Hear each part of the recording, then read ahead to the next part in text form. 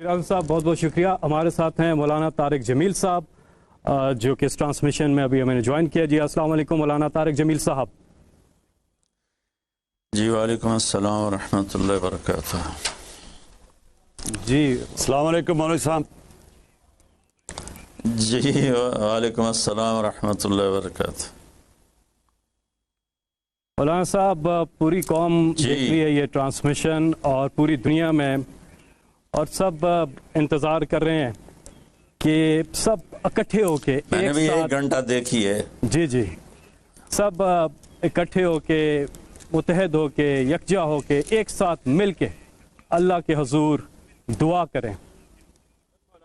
बात है कि ये भी फरमाएं कि एहतियात कैसे करनी है, उसके हवाले से आपका कहा हुआ पूरी कौम बहुत दिल से सुनेगी और मानेगी भी। जी बिस्मिल्लाहिर्रहमानिर्रहीम वस्सलातु वस्सलामु अला रसूलिहिल करीम व अला आलिहि व अस्हाबिहि अजमईन। जहाँ तक एहतियाती तदाबीर का ताल्लुक़ है वो तो बहुत ज़्यादा डिस्कस हो चुकी हैं और बहुत ज़्यादा उसको मीडिया ने भी माशाअल्लाह उसको उभारा है, उसको निखारा है और अपने अपनी जगह पर हर जगह इस पर बहस हो रही है। ये है, मैं एक छोटी सी हिकायत सुनाता हूँ। हारून रशीद का वालिद था महदी बिन अबू जाफ़र मंसूर। उसके ज़माने में कहत आ गया और लोग भूखे मरने लगे, कुत्ते बिल्लियाँ भी खाने लगे। तो महदी रात को लेटा हुआ था तो एक खादिम उसे दबा रहा था। तो उसने अपने खादिम से कहा कि कोई कहानी सुनाओ, मैं बहुत दुखी हूँ रया के लिए। उसने कहा अमीरुल मोमिनीन, एक लोमड़ी जा रही थी सफ़र पे तो बेटे को ले गई शेर के पास कि तू बादशाह है, इसको अपने पास रख ले अमानत। उसने कहा ठीक। उसने उसको अपने कंधों पे बिठा लिया और लिए फिरता था। एक दिन औकाब की नज़र पड़ी तो उसने झपट्टा मारा और उठा के ले गया। लोमड़ी वापस आई, उसने आकर कहा बादशाह सलामत, मेरा बच्चा। का वो तो औकाब ले गया। कि मैं तो आपके हवाले करके गई थी।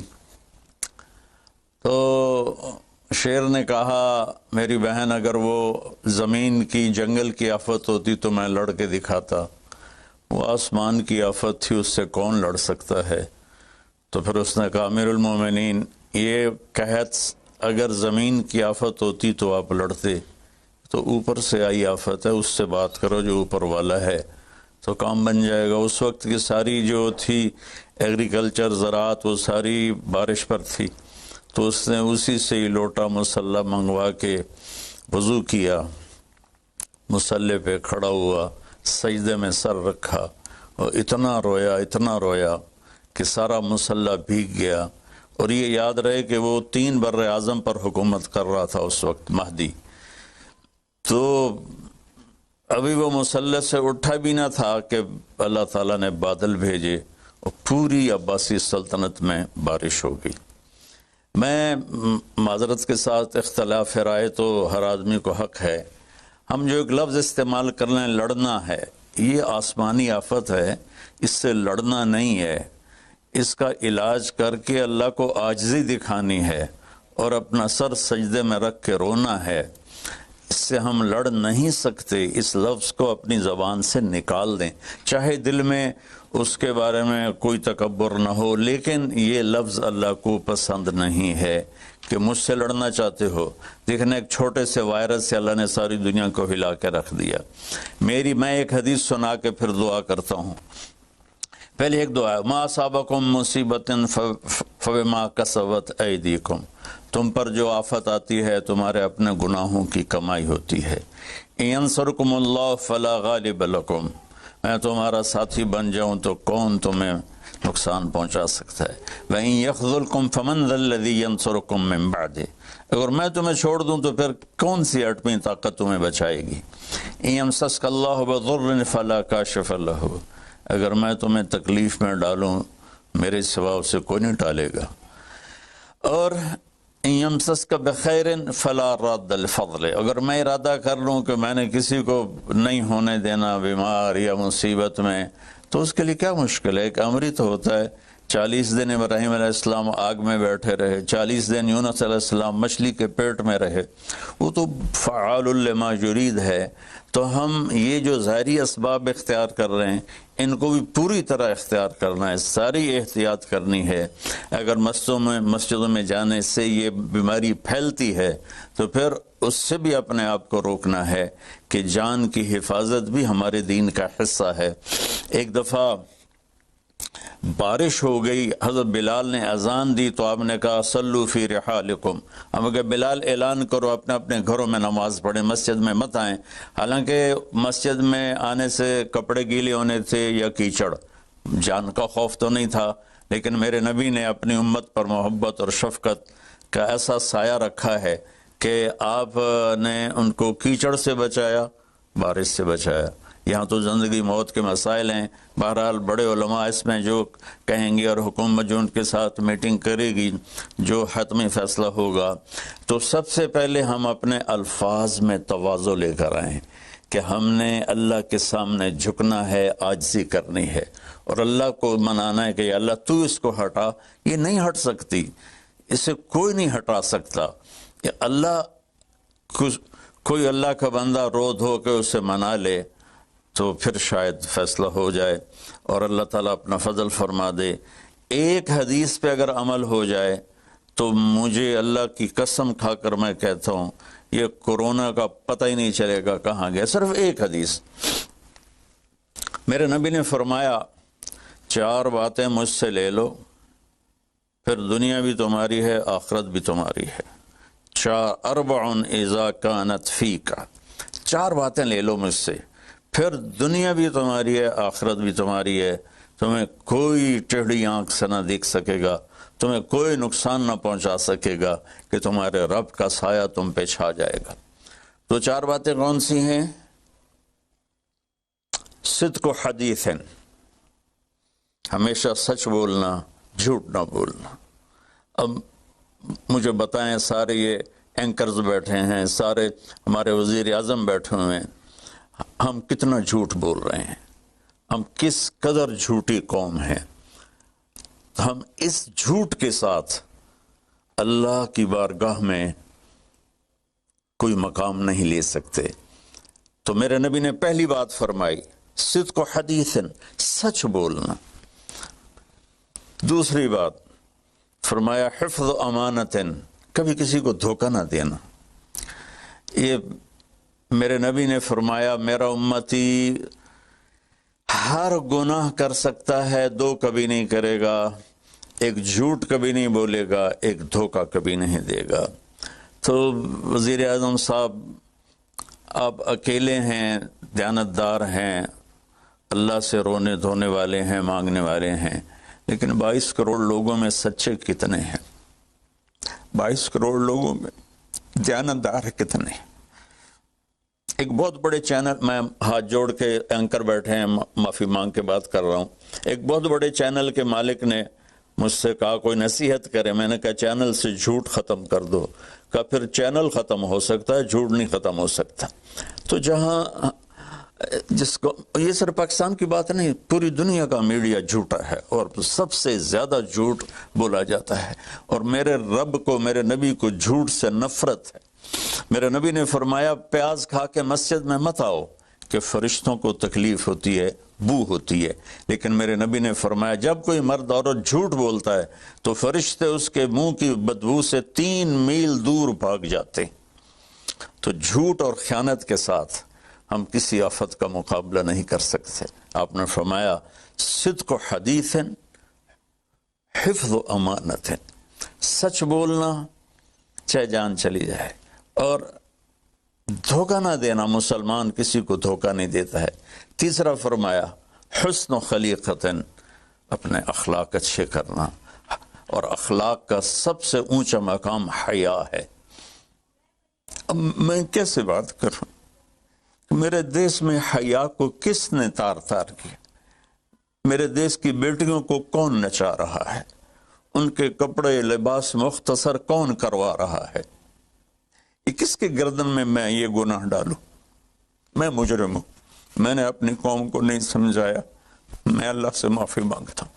لیکن جب مسلمان کی بیٹی بے حیائی کی طرف چل پڑے اور نوجوان بے حیائی کی طرف چل پڑے تو اللہ کی رحمت، سب سے زیادہ عذاب قوم لوط پر آیا کہ وہ بے حیائی میں ساری باؤنڈریز کراس کر گئے تھے، تو اللہ تعالیٰ نے ان پر 5 عذاب بھیجے۔ 5، کسی قوم پہ 5 عذاب نہیں آئے، ایک ہی عذاب آتا تھا، ان پر 5 عذاب آئے۔ تو تیسری بات میرے نبی نے فرمائی ہے کہ حیا والے بنو، حیا والے بنو۔ لیکن میری نسل ہے، مجھ سے خان صاحب نے بات کی تھی پہلی دفعہ کہ میں چاہتا ہوں کہ میری یوتھ اللہ کے نبی کے ساتھ جڑے، چونکہ جو ہمارے کالج ہیں، ہماری یونیورسٹیز ہیں، ہمارے خاص طور پر جو یہ پرائیویٹ سکولز ہیں، یہ امت کو، نوجوانوں کو اللہ رسول سے کاٹ رہے ہیں۔ تو اللہ تعالیٰ یہ پہلا شخص ہے جس کے لیے میرے دل سے دعا نکلی جب اس نے کہا کہ میں نے آپ کو اس لیے بلایا ہے کہ میری قوم اپنے نبی کے ساتھ کیسے جڑ جائے۔ میں کیا بتاؤں، جب تک اس بے حیائی کو نہیں ہم روکتے، اور کوئی روک نہیں سکتا ہے، اندر سے نیت نہ ہو۔ سرنڈو ماڈل سکول میں میں نے میٹرک کیا ہے، ہمارے ایک وارڈن، میں ہاسٹل میں رہتا تھا، وہ آ گیا، نمازی تھے، انہوں نے نماز کی سختی کر دی، ہم بے وضو جا کے کھڑے ہو کر نماز پڑھ لیتے تھے، بے وضو، کیونکہ ڈنڈا انسان کو انسان نہیں بناتا ہے جب تک انسان اپنے من میں ڈوب کر پا جا سراغ زندگی۔ تو اگر میرا نہیں بنتا نہ بن، اپنا تو بن۔ یہ تو اپنے اندر دل دریا سمندروں ڈوگے، کون دلاں دیاں جانے ہو، وچے بیڑے وچے جھیڑے وچے ونج مہانے ہو۔ میری قوم جھوٹ چھوڑ دے، میری قوم بددیانتی چھوڑ دے، میری قوم بے حیائی چھوڑ دے۔ وعفت فی تہمت، آخری بات میرے نبی نے کہا، اور رزق حلال کھاؤ، رزق حلال کھاؤ، رزق حلال جو صبح سے شام تک، من امسا کالن بعمل یدہ امسا مغفور لہ، جو صبح سے شام تک رزق حلال میں تھک جاتا ہے اس کے اس دن کے سارے گناہ معاف ہو جاتے۔ تو میں وزیر اعظم صاحب سے اپیل کروں گا کہ پوری قوم سے جیسے ڈونیشن مانگا ہے ایسی پوری قوم سے چلے۔ میں آپ کی طرف سے اپیل کرتا ہوں کہ کل یا آج رات رمضان کی آئے گی، ساری قوم 2 نفل پڑھے اپنے اپنے گھروں میں، اور ایک تسبیح لا الہ الا انت سبحانک انی کنت من الظالمین، جس کو یاد ہے پڑھ لے، جس کو نہیں یاد ہو استغفر اللہ کی ایک تسبیح پڑھ لے، اور پھر سب اللہ کے سامنے ہاتھ جوڑ کے معافی مانگ۔ اور اللہ تعالیٰ کہتا ہے ما من یوم الا والبحر یستاذن فی ان یغرق ابن آدم، روزانہ، یہ مسند احمد کی روایت، روزانہ سمندر کہتا ہے یا اللہ اجازت دے میں چڑھ جاؤں اور ان کو بہا دوں۔ والارض تستاذن فی ان تبتلعہ، زمین کہتی ہے اللہ مجھے اجازت دے میں ان بے حیاؤں کو نگل جاؤں، ان جھوٹوں کو، ان بدماشوں کو، اس مافیا کو میں نگل جاؤں۔ تو والملائکۃ تستاذن فی ان تعجلہ وتہلکہ، فرشتے اللہ سے کہتے ہیں یا اللہ تو ہمیں اجازت دے ہم ان کا صفایا کریں۔ میرا اللہ کہتا ہے دعو عبدی فانا اعلم بعبدی منکم، جاؤ جاؤ اپنا کام کرو، یہ میرا بندہ ہے اور میں جانوں میرا بندہ جانے۔ ان کان عبدکم فشانکم بہی، تمہارا بندہ ہے تو مار دو، ان کان عبدی فمنی ولی منی ولی عبد، اگر میرا ہے تو میں انتظار کروں گا، میں انتظار کروں گا۔ پچھلی قوموں میں ایک طوائف نے کتے کو پانی پلایا تو اللہ نے اس کی بخشش کر دی، معاف، ہم تو مائل بکرم ہیں، کوئی سائل ہی نہیں، کوئی مانگنے والا تو ہو۔ ان 4 چیزوں نے ہماری ہر چیز بکھیر دی، توڑ دی۔ کسی بھی قوم کے لیے جھوٹ، بددیانتی، بے حیائی اور رزق حرام یہ ان کو تباہ و برباد کر دیتا ہے، اور کوئی قوم سچائی، دیانتداری، پاک دامنی اور رزق حلال پر ہوگی تو اللہ کا سایہ ان پر چھا جائے گا، اور دنیا کی کوئی طاقت ان کی طرف آنکھ اٹھا کر نہیں دیکھ سکتی۔ ہم تو اجڑے چمن کے مالی ہیں، عمران خان کو اجڑا چمن ملا ہے، کہاں تک آباد کر سکے گا، اللہ اس کی مدد کرے۔ چمن کے تخت پر جس دم شہ گل کا تجمل تھا، ہزاروں بلبلیں تھی باغ میں، ایک شور تھا غل تھا، کھلی جب آنکھ نرگس سی، نہ تھا جز خار کچھ باقی، بتاتا باغ ماں رو رو، یہاں غنچہ یہاں گل تھا، یہاں غنچہ یہاں گل تھا۔ ابھی عمران صاحب نے یرموک کی اور قادسیہ کی بات کی، کتنے تھے؟ 30,000 تھے خالد ابن ولید کے کمانڈ میں، اور سامنے باہان جو تھا وہ 3 لاکھ کا لشکر لے کر آیا ہوا تھا، اور قادسیہ کے میدان میں بھی 30,000 صحابہ تھے، اور ادھر سے جو رستم تھا وہ 3 لاکھ کا لشکر لے کر آیا ہوا تھا، ان کے ساتھ اللہ تھا۔ ہم اللہ کو ساتھ لیں، سارے اسباب اختیار کریں۔